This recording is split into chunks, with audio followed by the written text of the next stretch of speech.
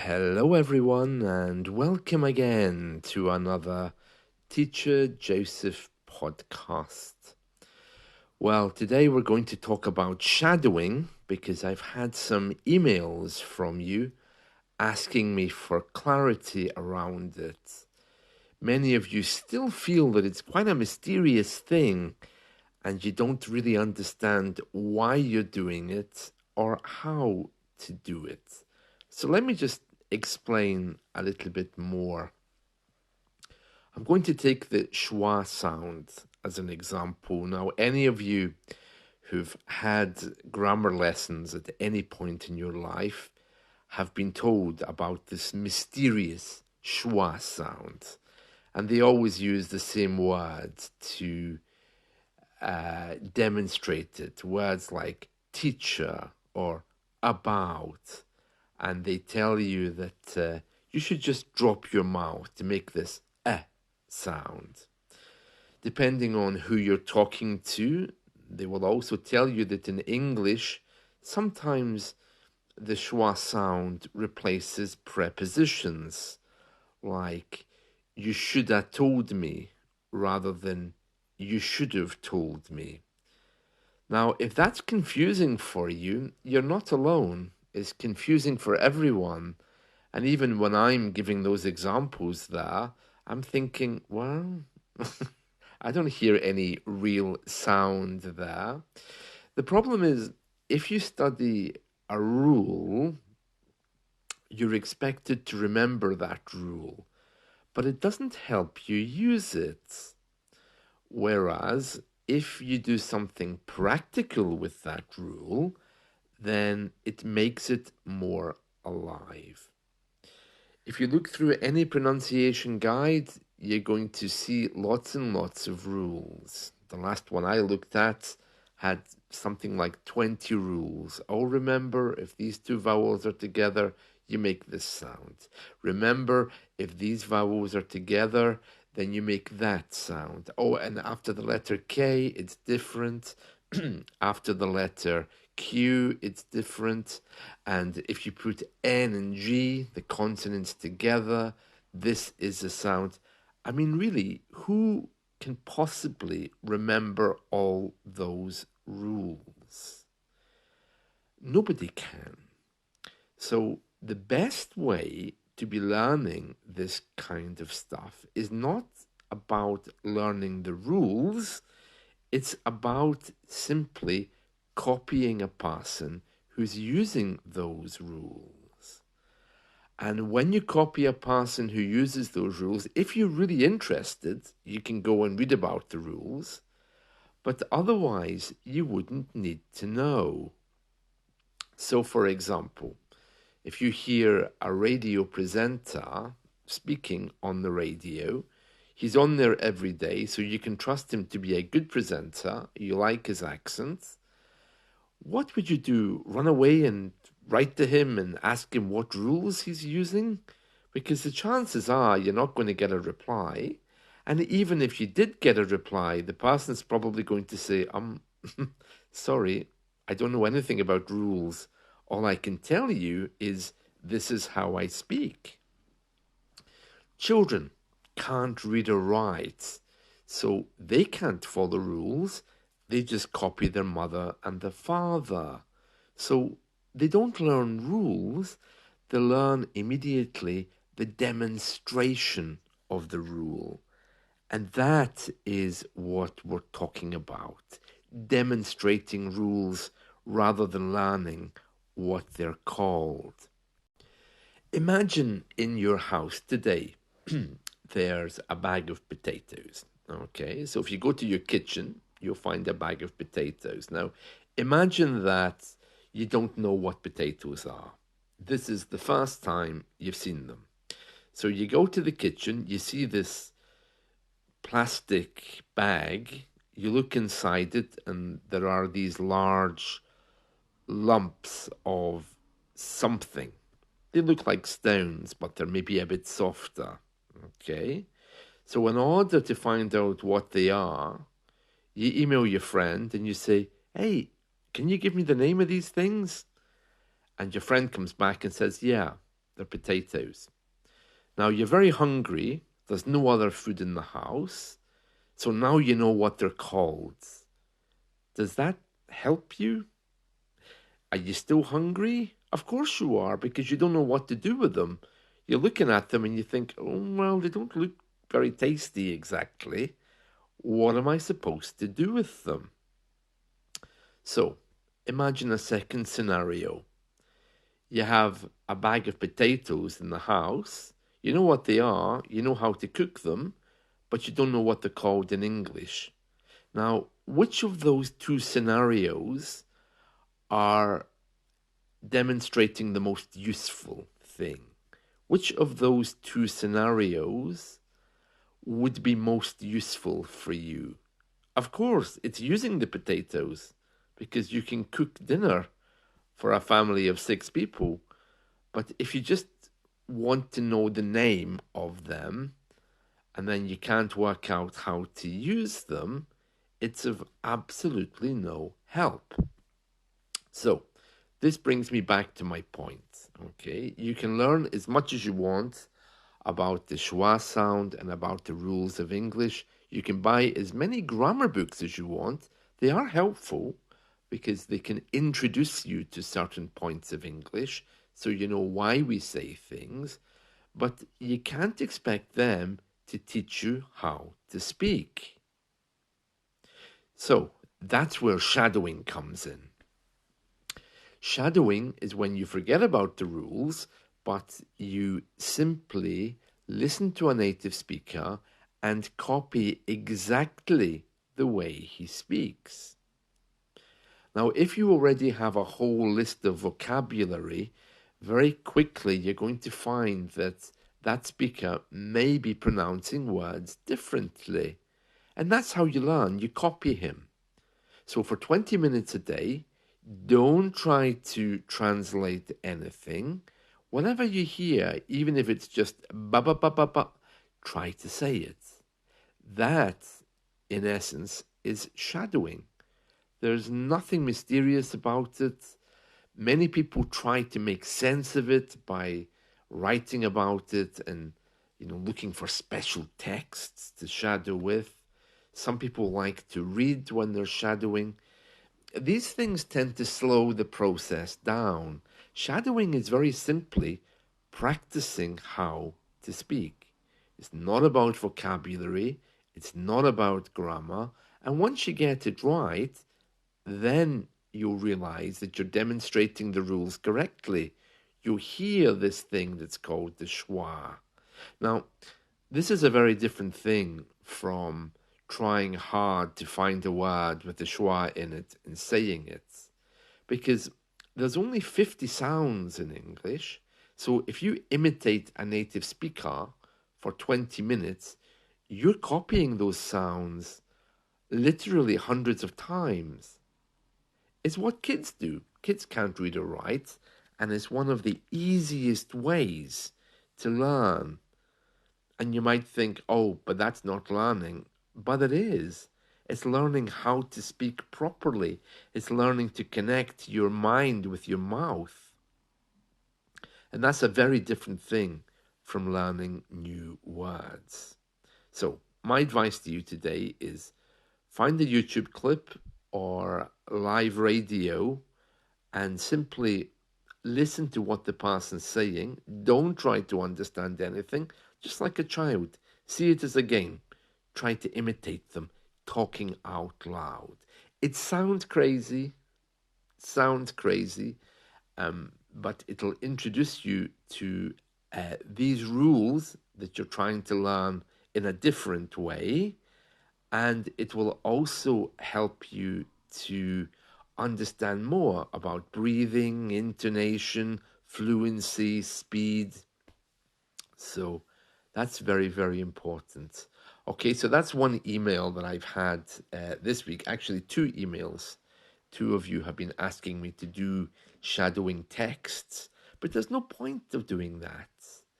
You see, all you have to do is listen and repeat. That's it. There's no big science behind it. It's a perfectly natural thing. It's a simple thing. So 20 minutes a day. Now, I have had another email today, which is worth mentioning because it's about relationships, okay? And it's from a woman who, well, I don't know where she's from actually, but she's in Europe somewhere. And she's saying that she started to date a young English man. And she's asking for some advice because she can see that there's some communication problem, but she's not clear on what it is. Well, first of all, I would say our politeness and our indirect way of communicating makes it more difficult to date a British person, both male or female. Okay. And the reason for that is because we, first of all, because we're British, we're a little bit arrogant, you know? So we often think, oh, we speak English and you don't. Oh, what a pity. And so we tend to have this kind of tone which suggests that you're somehow at fault or you're somehow weaker or uneducated. That's one thing which is always there. British people always have that when they meet non natives. They don't see them as equals, at least not in the beginning anyway. The second thing I think you need to remember is because of our politeness, we don't automatically tell you things. For example, if I ask my Spanish friend today, how are you? I'll be there for 5 minutes while he tells me exactly how he is, you know? And then I did this, and then I did that, and then I woke up and blah, and everything. And that's just his way. Okay. I don't want to stereotype and say that's a Spanish thing. I think it's just a human thing. It's what people do. British people, on the other hand, we are trained not to do that. We are trained to give the other person time to talk about himself or herself and then wait to be asked. And you? At the end of the conversation. If you don't say that at the end of the conversation, you're not giving the person permission to speak. Okay, so for example, if you're dating the British guy and he says, how are you? And you say, yeah, I'm fine. You know, I met my mother this week and we had coffee and we had cake and it was absolutely delicious and everything. And really, it was so nice. If you're waiting for him to tell you how his week was, he's not going to tell you until you ask. So you need to say, and you? How was your week? If you don't do that, he's going to think, well, she never asked me, so I don't have permission to say about my week. And if you continue doing that again and again, he's going to begin to think, you're selfish because you're not asking me anything about myself. Whereas if I go into, let's say, a room of Iranians today, the room won't be quiet. They'll all be talking to each other because I've noticed that in many cultures around the world, they talk at each other, not to each other. They both speak at the same time and they're both happy to express how they feel. In British culture, that's not how it works. There has to be a permission given for the other person to speak. It's considered very rude if you're very loud. Okay. Now, of course, it's not always like that. I mean, when British people are drunk or when they're in a very, very relaxed atmosphere with family and close friends, it's a little bit different. But in a dating scenario, when you don't know the person well, you need to be very careful. So the first thing is politeness. Give the person permission to speak. You talk a bit, then you ask them to talk a bit, okay? Because they're not going to do it naturally. If you see them just looking at you, then you know that something isn't right if they're not speaking, because they'll feel they don't have permission to speak. It's about a balance of power. Okay, that's the first thing. The second thing, and this is a bit of a difficulty if you're dating a British person, we really don't care about food. Okay, so if you're going to talk for hours about Mama's food last night and how delicious it was, you'll probably get a response of, yeah, yeah, that's nice, uh-huh, uh-huh. But if you start saying, oh, but you need to taste the food, it really is delicious, and then that interview that some cultures do, you finish eating Mama's food, and then they kind of gather around you. So, what did you think of my mother's cooking? Um, that's very intimidating. We don't actually taste food. I mean, we taste it, but not in the same way as you do, because we have no memories associated with it. If you ask me what my mother cooked, well, I can remember the things she cooked, but I can't remember any particular taste or any memories associated with it. So these are cultural things. Okay. So you need to be a bit sensitive to that, because if you're going to be talking about food day and night, you're going to get a response, a really bland response from the British person, because we really, even though we say we do and we try to make it better by, having these cookery TV shows, it just doesn't work for us. Okay. Another thing, the final thing to tune into is the way in which we say no. Okay. So, for example, if you say, can we go on a holiday? Or what do you think about going on holiday to, let's just say, a country? Okay. What do you think about going on holiday to Norway, for example? And the British person responds with, that's something to think about. What he's saying there really is, I don't know, but it doesn't sound right. Okay, especially if he's not enthusiastic about it. It's kind of obvious from that response that he's delaying. All right. If you're waiting for a, oh, wonderful, that sounds fantastic response, that's probably not going to happen either, because that's not our way of communicating. But things like, oh, that sounds like a good idea, is a typical British response, very indirect, non committal. But if you ask for something like a holiday or living in a different place, and you get an answer like, something to think about, or, oh, yeah, yeah, I'm open to that idea, or something like this, that tactic is probably saying, not really, no. Okay, and it needs a little bit of further investigation before you start packing everything up. And it's very hard for British people to give definite answers. With happy, positive things, you might get a yes.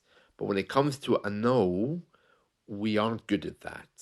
Okay, and when you're in a culture which is very good at that, you have to be very careful, because maybe 1 month in the future, the British man is going to say, sorry, we need to break up. Or he's not returning your phone calls because he remembers that conversation and what you want to do, and he doesn't want to do it. But he's not able to tell you. So that is a kind of scenario you're being faced with. Okay. So um, if you are dating someone that's British, just remember these few points. Listen is absolutely number one. Okay.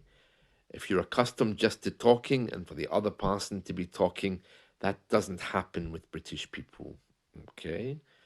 If you get the person maybe after a few beers, they might open up a little bit more, but then the next day they're not going to remember anything they said. So that's not a good idea either. So it's a bit of a minefield.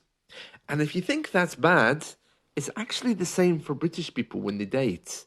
We often have these difficulties because we never really know what the other person is thinking.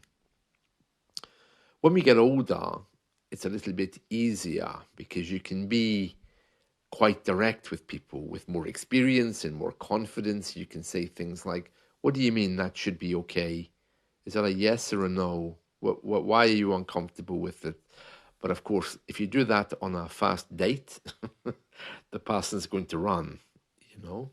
I think younger people are better at this than older people are, but British politeness really gets in the way of dating. It's very, very important for British people not to be rude. And that in other cultures can really be interpreted as either arrogance, or it can be seen as a bit of a problem because the other person is not speaking, or they might just think that the British person is shy. But you need to be really careful with that because you could be missing some messages. And that's it. So I hope you found this helpful. Let's talk again soon and take care. Bye.